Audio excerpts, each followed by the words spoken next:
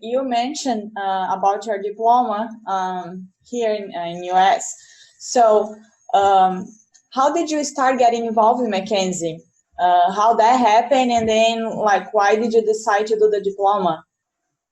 I am at the base of my career. I'm a manual therapist. Sorry, I did a certification with a big Australian institute. I did post-grad courses, as we call in Brazil, in manual therapy. I did tons and hundreds of hours of Maitland and Mulligan's and all those things. But everybody else in Bahia was doing that, right? So I was doing the same thing as everybody, and I was like, well, what is out there that it's a little different than what people are doing here? And I had been superficially in touch with the McKenzie, with the MDT approach in school, but because there was a book in there that I was a good student. I read a lot through my years, and I was usually in the library looking at books, and I crossed this. I remember it was a sports therapy book. Adams was the author. I forgot the name. It was a green old book, and that was McKenzie. There was still the old classification, the arrangement 1, 2, 3, 4, and etc. But I thought, well, that's interesting, but never took much interest on that after that book. So I had that superficial contact, and I said, well, there was that McKenzie guy. Is there anyone teaching that in here? And then I found online that there was a McKenzie Institute Brazil. I was like, well, that's pretty interesting. I'm going to do a course. So I traveled to Brasilia and took my first Part A with José. And José, I'm pretty sure he hated my guts in my first course because, well, first of all, I'm a very inquiring guy, and I don't shy myself. And I was a manual therapist, right? So how can you tell me that I do all this, and that, and I still am struggling with my patients, and you just do that or this or that, and the patients get better?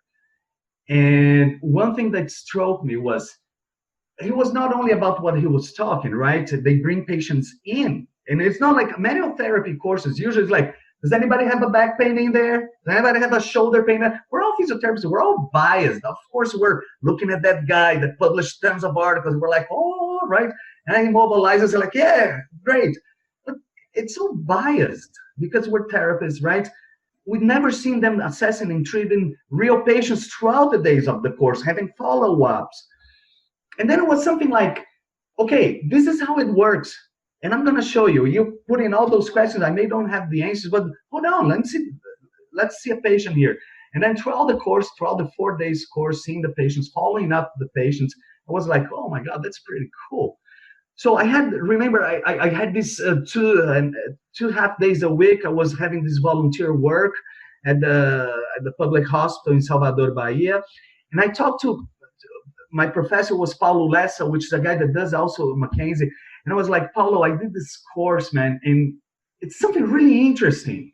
And Paulo at the time, he was an osteopath, right? So he didn't want to even hear much about it. He was like, yeah, right, Eduardo, do whatever you want, I don't care, and left. But one thing that he did, and it's true, he mentioned that, and he started giving me the hard patients. The patients nobody wanted. Go see Eduardo. Which sucked because I was a new grad, right? I had just graduated, and I had these courses, and I was seeing those patients. But then was like a light speed growth, and I started getting results. But what motivated me, Mariana, was just like kind of a Mr. Smith story. I had this patient, the first patient I saw, or second, something like that. Like in this first day I was in the clinic, I saw this patient, and he told me, I was like, what gets better, what gets worse, right? And he was like, man, lots of things gets me better, but there's one thing that, lots of things gets me worse, but there's one thing that gets me better. I said, what is that? I lie on my stomach and my kid sits on my back. It was like, oh, that's that little overpressure that Jose was doing. That's nothing more than that overpressure. I was like, okay, let's do it. Bang, centralization. And I was like, oh, that cannot be. And I was very gutsy. So I said, let's do some flexion. Bring your knee to your chest. And then the guy got pain on the cuff. And he was like, no, I'm getting pain on the cuff. And it's like pretty bad. Can you take it off? And I was like, oof, I don't know. But let's try. Go again. Boom, boom, overpressure. Centralized again. And I was like, wow, there's really something to it. I guess that if I did not have had that experience, that I'll probably have dropped and go back to my old manual therapy thing. So I started investing a little more. I won't say that I started being a purist and I started doing all McKenzie right after, but I found it was interesting. And I started applying more, implying into different types of treatments and do my manual therapy more oriented based on my McKenzie mechanical assessment of direction of preference. So I would only mobilize in the extension for those that responded to. And little by little, that manual therapy and skills and techniques start to fade away because I start to feel that they didn't need it anymore. So I start being more of a McKenzie therapist, and that's it. And I only got to be a purist when I work in a certified McKenzie clinic. So that's what we do day in, day out. We're not even allowed to do other stuff unless you're a mechanically conclusive or an MUR or any of the other classifications. Then you can do whatever the literature brings as evidence. But we do day in, day out McKenzie assessments, mechanical treatments. And I'm a purist now. For a while, before even that clinic, I was being a purist only for the spine. It took me a great chunk of time before I did my extremity courses because there was not much evidence, which is still true, right? There's not much evidence. It's growing, but still not there like in the spine, right? There's a lot of work to be done. So I was very resistant to do. But when I went to this McKenzie clinic, and the guy's also a diplomat, he was like, you have to go do the diploma program. You'll never be satisfied if you don't.